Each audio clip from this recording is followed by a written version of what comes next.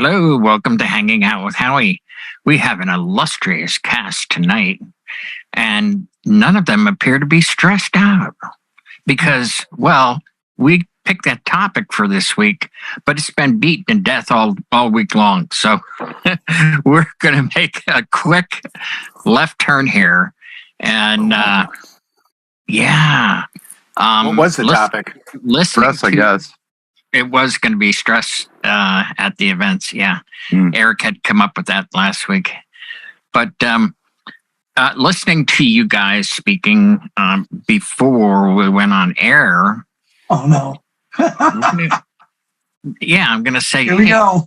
Have you ever, and how have you handled when a client wants you to tie into the house system?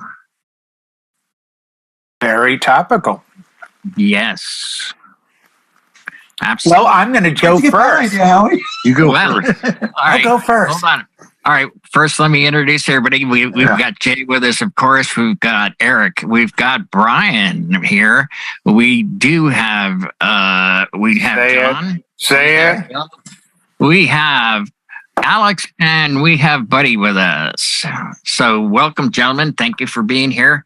And let's see. We have Bill. We got Bill. Bill. Nope. And okay. All right, you weren't moving. I thought you were. I thought you were one of the. It's still life. Bill's on cheap Wi-Fi tonight. Just frozen, stressed out. Oh, if you could only see what it really looks like when we do this, folks. When you see the finished product, you won't see the people interviewing with their cameras off, but you can still see their headshot. And so I was sorry, Bill. You were so still. I thought you were just sitting there. That's quite all right. That's what I get for keeping my mouth shut. Yeah, max headroom down there. You got to move it a little bit here. We love you, Bill. All right, so that'll be tying into house systems. And do you upcharge for a second system? So Jay, you had a very interesting story. Go ahead and start. I had a great gig Friday, and I'll just give you a very quick backstory. The backstory is the first call I got was I was playing at the new football stadium. And then that turned into, no, you're playing in a rec room. No big deal. So it's 2 speakers, controller, we're good to go. And 3 days out from the gig, I get the schematic. And the schematic is a 20,000 seat arena that a local college plays all their basketball games in. And I'm like, I'm bringing 2 speakers. I must be tying into the house system. And as the topic is, it was brought up, we need the DJ to be there earlier. So there was an additional charge to be there earlier and to navigate the sound system. And I walked in and immediately was met with the sound team who said, what are your outputs? And I said, I have XLR, RCA, and 1/4 inch. Like, we're doing all XLR, but we could, kick things down if we needed to convert. And it immediately dawned on me. I said, I'm running everything in mono. So do you want to send one XLR channel to house, which is a line array system through this arena? And I'll send one line array, one XLR to my speakers on stage, and then I'll daisy chain the speakers. And it took us about 5 minutes, and the guy went in the booth. I hit play. They got on the radios. Okay, start giving them volume. It sounded great. Their initial concern was delay, and I said, I can't delay these speakers. And, I mean, you're running 2 15-inch speakers on a stage against an array for 20,000 people. Delay wasn't an issue. It sounded really good, and it literally took 5 minutes. But I think sometimes you have to prepare for everything and expect almost nothing, because they literally said, we're going to feed you an XLR line. What do you need? I said, I need a female line, because as everyone knows, coming out of a mixer or a controller, it's always male XLR out. We have a mic, it's that way. That's how it works. Yeah. Yeah. So they said, well, what are these? They looked at the XZ and they go, what are those? To the 2 females, I said, those are my microphones. Oh. And they started the talking amongst themselves. Should we have them just do that? Should we just send them a mail line? We could just do that. And I'm like, Well, like it's a microphone line. So it's going to receive in the board, I guess, and then go out the master. But wouldn't it be just easier to have you go out of my master out and not have to go? Because at first they wanted to input their sound into my board to come out of their system. I'm like, that doesn't really make sense. I'm playing music, and I'm making a couple announcements. It would seem to make more sense. And this, I guess, is the point of the show. Don't be afraid to not only give your opinion, but do it in a professional manner where you realize I was doing all the sound. They had microphones for the announcements and speakers, but I did have to make 2 or 3 announcements. So the majority of sound that was needed for the night was really on the house. So in that case, it's easier for you to feed into the house. If the majority of sound is on you, now it's, more you feeding in the other way back, and, just kind of go over the schedule with the sound guys and say, here's the ultimate product we need to deliver. Let me just get into your system and we should be fine. So you run your mics, I'll run the music. And it worked out perfect. It was a great night. It really was. The client was super, super happy. Excellent. So that's my 2 cents worth, everybody. There you go. Well, we got to go with Eric next because I think I feel a little stressed with you, Eric. Howie, I love it. We switched off a little bit, and transitioned away from the stress. I did tell Howie that was my idea because I just had one of those weekends, but we'll get into that some other point. And I'll tell you my key, if I'm ever stressed, see, I'm chewing my gum. I get stressed if I'm chomping hard. That means I may be speaking to you in a calm manner, but inside everything's just in turmoil. But for what Jay said, I think he nailed it, and I think the experience of doing this for 20 plus years has given him the confidence to say to the sound guys, I think we should do it this way. I think we'll have the most success this way. The only thing that I personally would have done better, or not better, but differently. Sorry, Jay. I would have wanted the mics run through my own board. So I would have brought a mini mixer, but did you know ahead of time? Did you not know ahead of time? They ran 4 wireless and 2 wired mics on stage. So what they wanted was to have the speakers come up on stage with a mic in their hand. And I agree with you. It would have been that. But by having the house, which already had the mic system in place, I just thought it would muddy that water a little bit if I said, hey, if you guys want to get into my system with all the mics, because now I'm responsible for every mic going on and off. For sure. They already have a script, and and you do these events more than I do, Eric. The scripts they gave me have the colors and names next to everything, which I love, which I never do. So I agree with you. It would be better to have the DJ control it.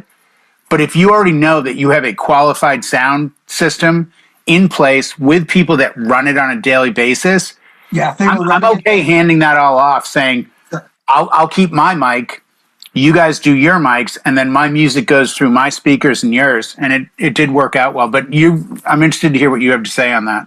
Well, if they had a guy riding levels, then yeah, for sure. That would have taken it off your shoulders. And I've run into this before where I'll use the speed skating over Lake Placid as an example. We patched into theirs, but they wanted to use their own microphone. The guy, they didn't have anybody to run the levels. The announcer would get excited, then he'd get on the microphone, and it would clip out, then it would come back on. Who do they look at? Well, they're looking at me because I'm the one who's running the sound system. They don't realize that, people are looking up at me and pointing. I'm up in a sound booth. Well, I'm not the guy who's running the mic levels. And, if I was there, I could ride him a little bit. And he didn't want to back off the mic. So he's right on it the whole time. Even when he gets excited, he's just blowing it out. So that's an experience that I had that I would say that for me personally, I'd rather have the mic control if there wasn't anybody running the levels. So, yeah. I'm going to have to agree with you, Eric, because I've run into that situation and it happened once and it never happened again because I always bring, whether it's used or not, I bring my own outboard mixer. And I have compression on it and the whole 9 yards. So it would have never clipped out with the compression. He could have it this or here. It would sound the same, So I agree. So who would like to go next? Go ahead, buddy. So I usually, when I see a house system, I know I talked to you about this last year. I had a wedding at a venue. That the house system, they, I guess, had a lot of DJs at this venue, and they kept on being really loud, and they put a very heavy limitation of volume levels. I had to ride all my volumes at 10 all the way across and crank the volume on my controller all the way fully up, have everything in the red line for output to have sound downstairs. And not only that, it was a headphone jack, a 3.5 millimeter or 1/8 jack. Oh my, wow. For the connection to go downstairs. And I told my wife, who works with me, I told her, I said, we're not going to do this anymore. I've run to this too many times in the past. The house systems, they're afraid of DJs being too loud, or it's really, really poor quality. The speaker is a sub-brand speaker. It's one speaker they have up there. It sounded horrible. She went downstairs. She goes, this sounds horrible. And I'm like, yeah. I'm like, there's nothing I could do. It makes us look bad as like kind of like you, Eric. You know, made you look bad. People look at you as a professional, and as DJs, we're kind of sound people too. So when I look at your Howie or Brian or Jay or Bill or anyone, John, we're looked upon as a sound professional. Looking at us for music, anything screws up, it's us. And things happen here to here, little hiccups. It happens. It's part of life. But if we can avoid those things, I have a wedding coming up in 2 weeks at a venue up in Wisconsin, and we just met the bride and groom, and they're telling me that the cocktail hour area has its own speaker system. And I carry them. I always have backup gear in my van. I always have extra speakers. I'm just going to tell the venue that don't worry about it. I will put the speaker in there. I'll run it wirelessly. It's room right next door. I want to worry. It's line of sight. I don't have to worry about any kind of interference. Run a Sennheiser wire speaker system. Put an extra speaker in there, and just do cocktail hour in both areas, and not even bypass their system, because I don't want to deal with another bad sound system. And then I've already charged them already for the extra speaker. That's, you know, again, additional charge for that. But it's one of the things that I much rather not use a house system at all. I just want to avoid it at all costs. How about you, Alex? I actually have a wedding at the weekend where I'm using the house system, and they have their own lighting system. And to be honest, I've worked there before. It's a professional setup, and I'm more than happy. It's a walking gig. It's turn up, plug in controller, XLR, thank you very much, I'm ready. Home time, unplug, and I'm in the car in like 5 minutes. And I'm well away, you know. It's great, you know. I wish every gig I could plug into a house system, you know. And to be honest, professional house system. Well, yeah. If it's an unprofessional house system, I say, look, you've got two choices. I can bring my own PA system, you know. I don't charge any less if I'm plugging into the house system, you know. I still have the speakers in the van, etc. But yeah, I don't charge anything less. It's still the same price. So if I need to use the speakers, I need to use the speakers. If it, for whatever reason, you know, like Buddy said, I've worked at venues where they've had, especially a hotel, where the guests complain about the music volume. So they put a crazy limiter on there where the vocals, excuse me, when there's a break in the track and the vocals kick in, the volume suddenly goes up, and then the bass kicks in, the volume suddenly dips down, you know, and it's just a complete nightmare with the music levels and stuff like that. But it's like, well, what do you want me to do about it? I'm not going to stress about it. You know, the client knows that they have to use the house venue, the house PA, and if that's how it sounds, it's not, you know, I don't stress about it. You know, I say, well, that's the way it is. It's not my fault. It's the venue's fault. And, you know, the venue doesn't allow me to use my own speakers, and that's that, you know.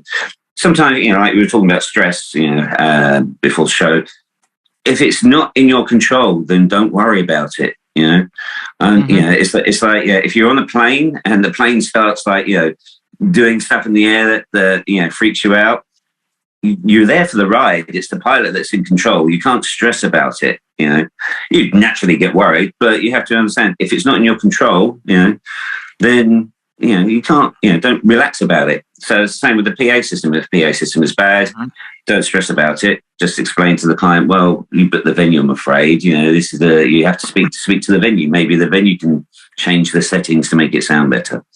But as a whole, yeah, I'm happy to use a in-house system. I just want to jump in because of what Alex is saying and what Eric and Buddy both said. If you didn't know, I think most people do. For 7 years, I ran yachts and I ran all their sound, and it was a 70-volt background system. Right. And it was one of those things that I had to train my guys on, which was very easy. Like the 1/4-inch plugs into here and this and that. But with yachts, it's very dangerous if you lose sound, because if there's an emergency announcement from the captain and you don't have sound, that's a problem.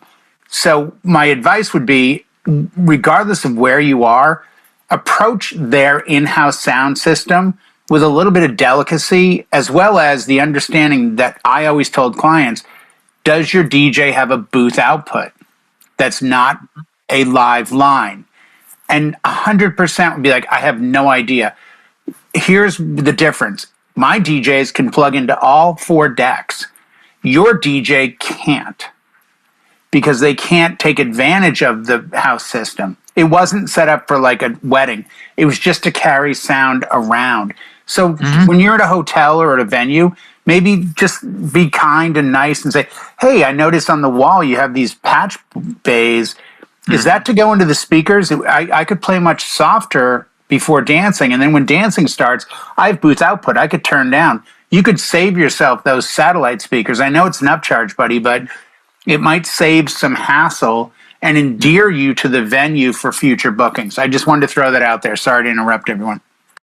All right, we're going to go right across then. Bill? I think there's a couple things worth pointing out. And I've experienced this both from the good and bad side. Most of the time, especially these days with barn venues and just so many out of the box abnormal venues that tend to pop up in the middle of, rural America or people's backyards even. Post-COVID. A lot of these, venues that are putting in house sound systems are doing it because they want control, because the client is hiring a DJ that doesn't know what control is and, doesn't respect the volume, that's ideal for that venue, or the sound system that's ideal for that venue, or whatever. But, I go all the way back to 20 years ago or more. I was doing a wedding, and when I got booked for the wedding, the client asked me 2 questions that were qualifiers. What speakers do you use, and what system do you use as a playback? And my answer was, well, I have a variety of speakers and playback systems. Do you have a preference? And they said, do you own JBL speakers? Yes, I do. Excellent. Do you have a Denon system? Sorry, Jay. Yes, I do. So obviously this was a freebie. So you're doing free events. Great, Bill. What are we learning from you tonight? But the point to this was the venue was telling the client that they had to use their in-house sound. The bride's grandmother was James Harden. JBL. Yep. And so there was no argument. It was, you can have us use your venue for the wedding, and you can have our DJ use his sound because it's our company. Yeah. Or we will find a new hotel or venue to host our wedding. What parking lot was this in again? I heard you say Denton. I'm just curious. Was this like lower east side of some major metropolitan area or something? It's funny. I convinced Racine, maybe? No, I convinced them to let me use my Pioneers because that was when the CDJ 700s had just come out. Bomb players. Yep. And I said, this venue has a very shaky floor. These players won't skip. My Denon will.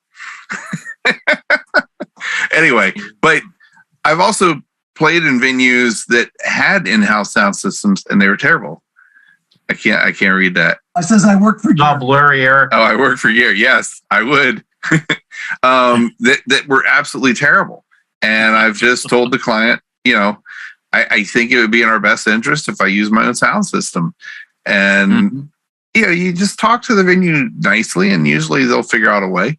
And then you're in a giant sports arena or a casino's entertainment hall. And, they've got the bomb diggity sound system. And you're like, yes, please. Where do I plug in? Sure. So Sure. All right, we're going right across here. John. I do plug into a lot of different house systems because I play a lot of venues that are set up just for convenience. And I've had some great ones and I've had some awful ones. Because unfortunately, you don't own the gear, the venue does.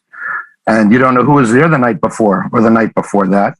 So you try to get with the staff, and the DJ was having some trouble last night. He was behind the amp rack. Like, oh boy. So learn the equipment, learn what the venue has, know how it's wired. If you walk in and you sit your stuff on the table and all you have is 2 XLR leads and you plug them in and you got nothing, you got to start troubleshooting. You have to start figuring out, where does this go? Oh, this goes to the drive rack. Then where does it go? It goes to the processor. Then it goes to crown 1, crown 2, and it should be playing on the floor. If someone was back there fooling around with cables, they got through the gig and they packed down their DJ stuff and went home, and they left the mess for us to figure out the following day.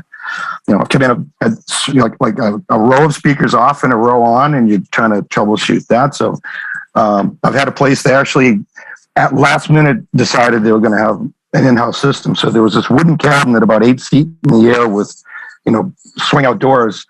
You'd go up there one week and there was a Behringer in there, like a 6-channel. You go up the following week, there's a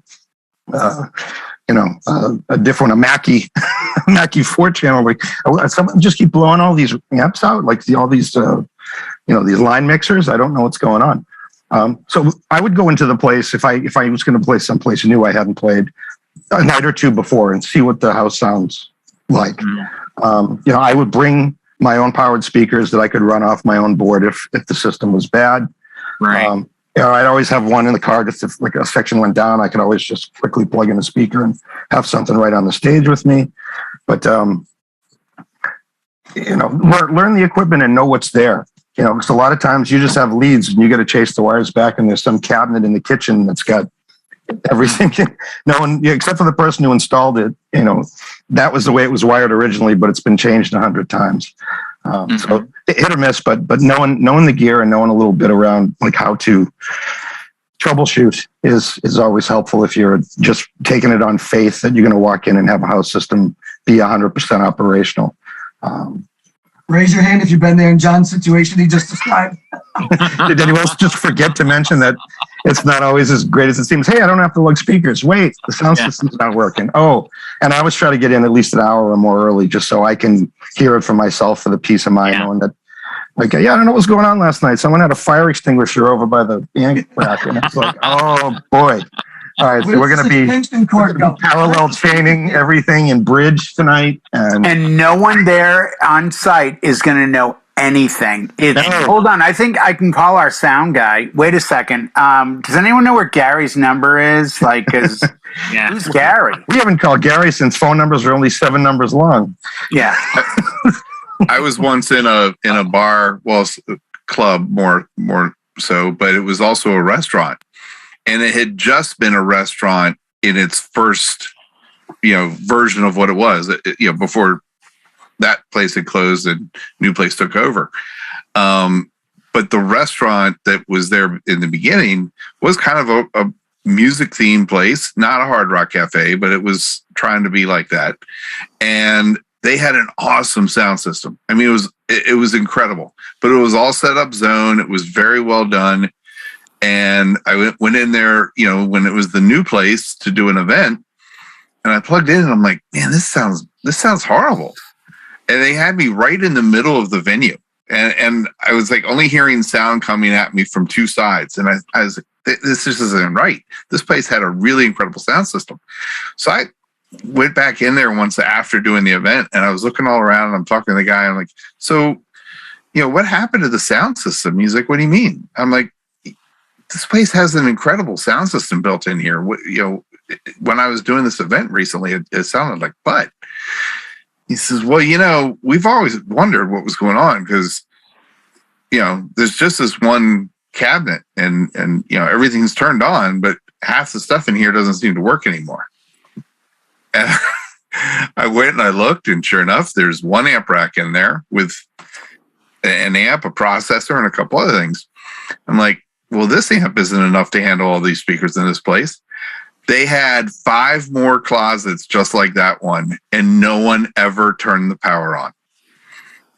That's all it was. Well, I thought you were going to stay there all banana plugged into each other. No.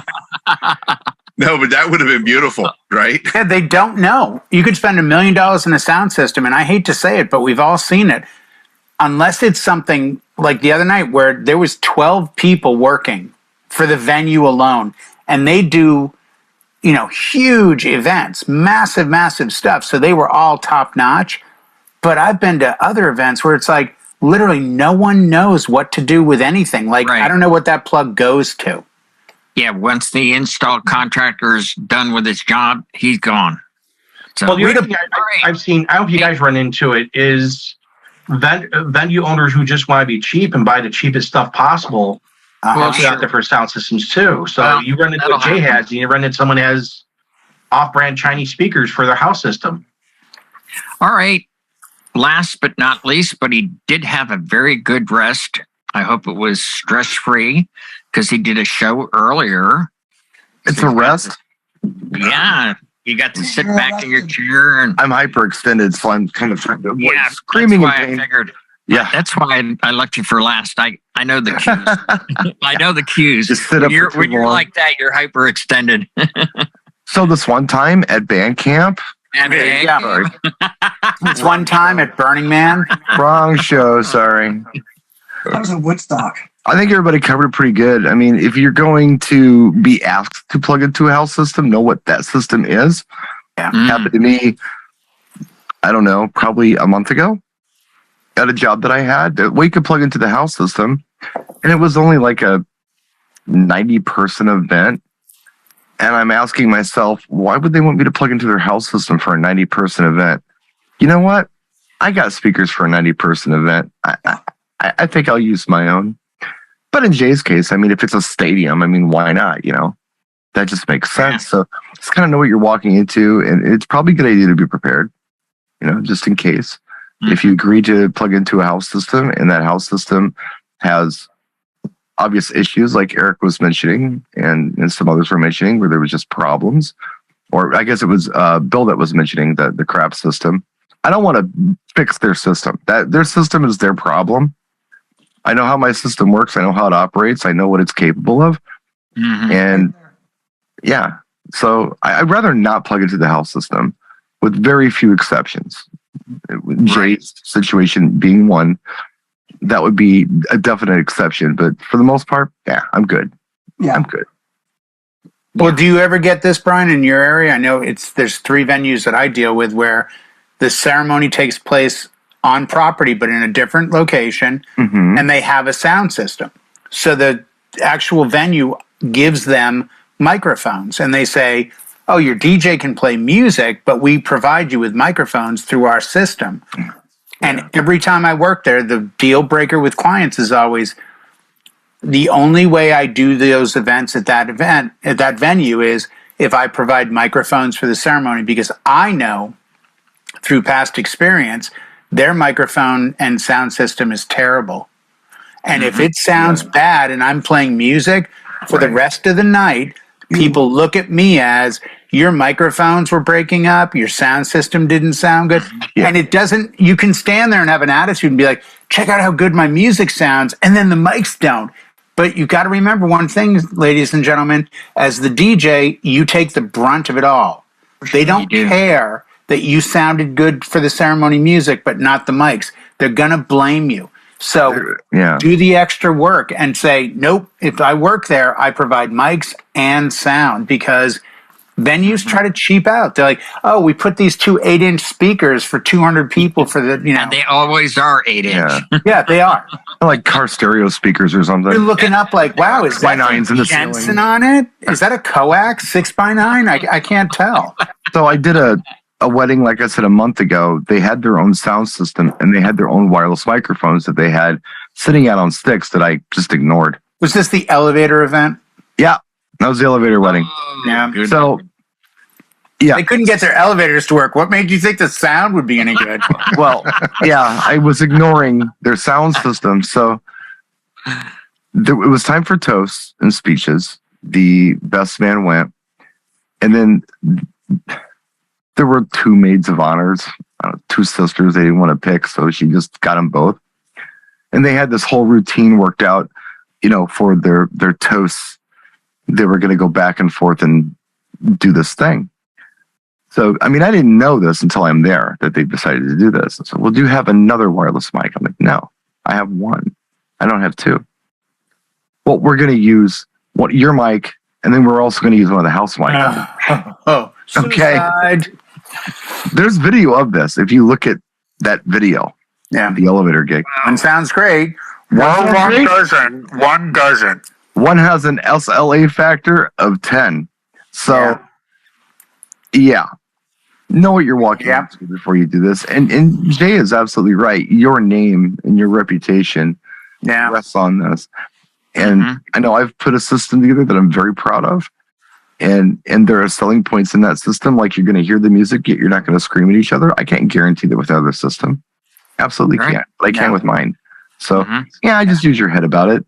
Do it all or do nothing at all. Common sense, if they insist on it, check it out. But much like I think Alex had said, and this is exactly where I am, it's not going to cost you any less to have you plug into your house system. I'm going to charge you the same. Yeah. So it's not like you're going to save money for me doing this. And quite frankly, I usually have better crap than the hall does. So how about just going with my stuff? Because that's part of the product that you bought. That's all I got to say about that. And I bet Alex brought his speakers anyway, whether he set them up or not. Right. Because like you did at the stadium, even if you don't use your speakers for the crowd, sometimes if the venue you plug into the house PA, they don't give you a monitor, and you plug in and it sounds great, but the sound is like 10 feet away. Is the nearest speaker, so you have no monitors. You have no, if you're trying to queue up music, mix music, and the beat is like from what you hear from the PA system to what's coming through on your headphones is half a second out, exaggerated, but at least enough for you to when you try and mix and beat mix, you need to be well, you know what? I'll just grab a speaker from the cars, plug it into my own booth out. I've got my own monitor. Yeah. Well, I want to thank everybody for being here. If anybody, I hope nobody got stressed out. It's the theme of the week. And does anybody have any final thoughts before we sign off? Howie, what I'm hearing from everybody is that I think we've all learned our lesson. I know I have. There are times that I've been like, I should have just insisted. Yes. I think we've all been there. Where you're like, damn it, I should have held my ground on this one. You know what? Trust your first thought, because you're probably right. And if your name's on it, 10th grade English, you never get a second chance. Don't count your chickens before they're hatched. You're only as good as your last gig. As your last gig. Good at the end of the day, I'm great. You know what you're getting into. Don't take any wooden nickels. If you know the system, then all's good. If you know it's bad, use your MPA. If you know it's good, don't worry. A bird in the hand is worth two in the bush, or somehow, I don't know how, but it is. I don't understand that thing. Maybe you can explain that to me when we're done. Yeah. All right. Hey, viewers, when this goes up sometime after Easter on YouTube, Labor Day, comments and questions. 2025. And if you have a topic you'd like us to cover, leave it in the comments section. We'll be happy to oblige you and bring it up with our expert panel that we have and more that you haven't seen.